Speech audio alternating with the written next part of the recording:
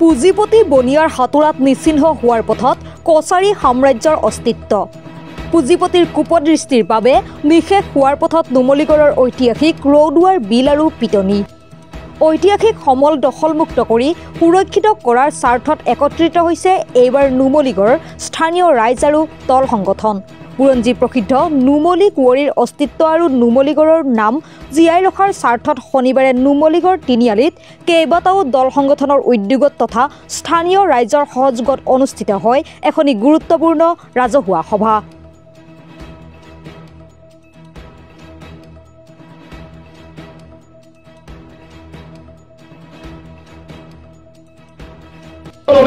চৰকাৰীভাৱে ইয়াত কিবা এটা উদ্যোগে হওক বা অন্য কিবা পৰিচালনা ইয়াক স্থাপন কৰিব লাগিব।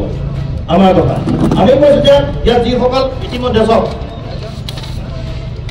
যিসকল আহ্বায়ক মণ্ডলী আছে, যে সভাপতি সম্পাদক আমাৰ নুমলীগড় সুৰক্ষা সমিতি, অসম জাতীয় যুৱ সংঘৰ নুমলীগড় আঞ্চলিক কমিটি, বৃহত্তৰ কাজিৰঙা ভূমি হৈ পেলাই যদি আমি সহযোগিতা আগবঢ়াই আমি যুঁজ কৰোঁ, আমি যুঁজত যে জিকিম এইটো খুব সাধাৰণ। আমি আগতেও কৈছোঁ যে চৰকাৰকে আমাক কেতিয়া লাজ লাগে, যেতিয়া অসমীয়া মাটি অইনে বেদখল কৰি যেতিয়া আমাৰ মণ্ডল অফিচত যিসকল মণ্ডল, আমি ক'বলৈ বেয়া লাগে মণ্ডলে মণ্ডল, যিসকল মণ্ডল আমাৰ জাতীয় মণ্ডল, আমাৰ জনগোষ্ঠীয় ব্যক্তিসকলে যেতিয়া আমাৰ অসমীয়াখিনিক উচ্ছেদ কৰি অন্য জনগোষ্ঠীয় অন্য আপোনাৰ বিদেশী যেতিয়া মাটিখিনি দিব যায় তেতিয়া কিন্তু আমাৰ লাজ লাগে। চবতকে ডাঙৰ কথা এইটো, যেতিয়া আমাৰ নুমলীগড়বাসী ৰাইজ আমাৰ LGC অফিচলৈ গৈছে তেতিয়া তেওঁলোকক কৈছে 1965 চনত ম্যাদী পতা কৈছে। কি সঁচা কথা নেকি? এইটো আমি বিশ্বাস কৰিম নেকি? যদিহে 65 চনত ম্যাদী পতা কথা আছে, গোটেই তথ্য আমাক দেখুৱাব লাগিব। 65 চনৰ পৰা ইয়াত ৰেভিনিউ কেতিয়াবা তেওঁলোকে আপোনাৰ মাটি পতা দিছিলে, কোনে দিছিলে, কোনজন LGC দিছিলে, কোনজন SDO দিছিলে, সকলো আমাক তথ্য কিন্তু দিব লাগিব। তথাপিতো আমি নামানিম, কাৰণ এইটো ৰাজহুৱা সম্পদ। আমি আগতে কৈছোঁ যে নুমলী কুঁৱৰীৰ অস্তিত্ব বিপন্ন হ'ব, তাত যুৱ ছাত্ৰ ওপৰত বহি দিব, এইটো কেতিয়াও নহ'ব। মাটি বেদখল কৰিছে, আমি ইয়াৰ পৰাই তেওঁলোকক প্ৰক্ৰিয়া দিছোঁ। তেওঁলোকৰ নিজৰ অস্তিত্ব যদি ৰাখিব বিচাৰিছে, বেদখলমুক্ত কৰি ৰাইজৰ স্বাৰ্থ, আমি পুনৰবাৰ কৈছোঁ ৰাইজৰ স্বাৰ্থত তেওঁলোকে মাটি ইয়াৰ পৰা তেওঁলোকে যিটো বেদখল হৈছে বেদখল তেওঁলোকক মুক্ত কৰক। তেওঁলোকে যিসকলে দখল দিছে নাভাবিব যে ইয়াত মানুহ ক'ৰবাত থাকিব পাৰি। প্ৰকৃতিৰ অবিহনে মানুহ বাচি থাকিম বুলি কোনেও ভাবিব নালাগে। মোৰ পইচা কেইটামান আছে, টকা কেইটামান আছে, মই অকলে জীয়াই থাকিম নোৱাৰিব। টকা কেইটামান থাকিলে আপুনি সৈতে কেইবাদিনো আচলতে মিটিং কৰিলে, শেহতীয়াকৈ আপোনালোকে ৰাজহুৱা সভাৰ আয়োজন কৰিছে। আপোনালোকৰ এতিয়া সেই সিদ্ধান্তটো কি নুমলীগড়ৰ অস্তিত্ব ৰক্ষাৰ ক্ষেত্ৰত? চাওক, আমি প্ৰশাসনৰ ওচৰত জনাইছিলোঁ, আবেদন কৰিছিলোঁ যে আমাক এই নুমলীগড় বিলৰ বিষয়ে অৱগত কৰা হৈছিল তেখেতসকলক, যে আপোনালোকে আমাক সহায় কৰক বা আমাক জনাওক যে ইয়াত কি হৈ আছে, কেনেকৈ হ'ব পালে। কিন্তু তাৰ পৰা আমি কোনো সঠিক উত্তৰ নোপোৱাৰ কাৰণে আজি আমি ৰাইজ মাতি ইয়াতে এখন সভা অনুষ্ঠিত কৰা হ'ল। আৰু অনাগত দিনত তেখেতসকলে যদি আমাক ভাল কোনো উত্তৰ নিদিয়ে, তেনেহ'লে আমি ইয়াতকৈ আৰু বেছি ডাঙৰকৈ পদক্ষেপ ল'বলগীয়া হ'ব।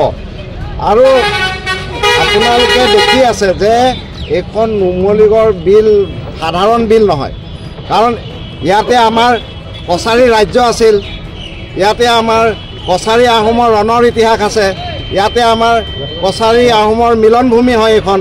তো এই ইতিহাসবিলাক যদি বাহিৰগত বনিয়াই ভৰিয়াই মোহাৰি পেলাব বিচাৰে, আমি এইটো কেতিয়াও সহ্য নকৰোঁ।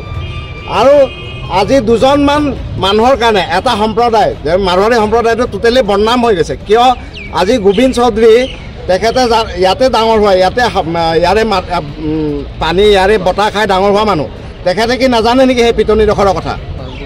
যদি অনাগত দিনত তেখেতে ৰাইজৰ ওচৰত ক্ষমা নোখোজে, তেখেতৰ ওপৰতো আমি পদক্ষেপ ল'বলৈ বাধ্য হ'ম। প্ৰশাসন ইয়াত জড়িত থকাৰ বাবে আজি তেওঁলোকে এইখিনি কাম কৰিব পাৰিছে। ধৰক ইয়াতে আমি যদি তেখেতসকল নাথাকিলে হয়, তেখেতসকল নিশ্চয় কিবা এটা সঠিক উপায় দিলে হয়। আজিলৈকে তেখেতসকল কোনো ওলাই অহা নাই, আগবাঢ়ি অহা নাই। খালি ৰুমৰ ভিতৰত বহি দুজনমান লৈ মিটিং কৰিলে, এপক্ষক লৈ মিটিং কৰিলেতো নহ'ব, আমিতো সেইখিনি মানি ল'ব নোৱাৰোঁ কেতিয়াও। তো এই আমি বিচাৰোঁ তেখেতসকলক, আমি এতিয়ালৈকে নম্ৰভাৱেই কৈ আছোঁ, যদি অনাগত দিনত আৰু বেলেগ পৰ্যায়লৈ যাবলগীয়া হ'লে তালৈকেও আমি যাম। প্ৰকাশ ক'ব বিচাৰিছোঁ ইয়াৰ পৰা যে আপোনালোকে অতি শীঘ্ৰে আহি ইয়াৰ ওপৰত ভাল এটা ডিচিশ্যন দিয়ে। গোলাঘাটৰ পৰা প্ৰকাশ শৰ্মাৰ ৰিপৰ্ট, অসম টুডে।